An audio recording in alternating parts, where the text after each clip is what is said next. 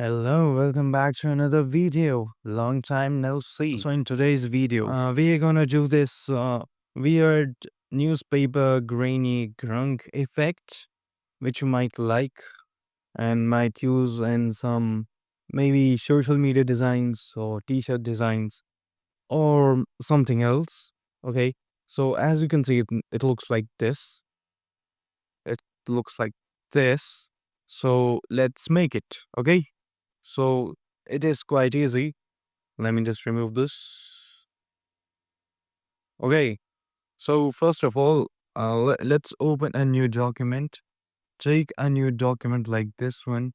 You can see I mean, just keep it at quite okayish high resolution. And that should be nice. And now open whatever image you want to edit, like this one.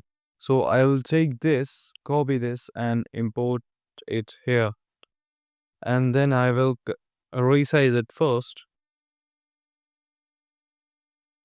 and then convert it into a smart object. Now go to filter gallery.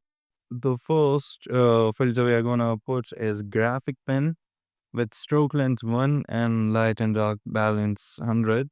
The next one is tone edges.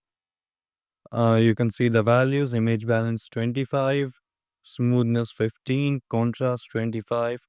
To be honest, you can just play around with these settings until you find a setting which is preferable to you and which you may like. Okay. And the next one is stamp. Here you can see the light dark balance is 25 and smoothness is 1. And that's it. You can play around with it if you want.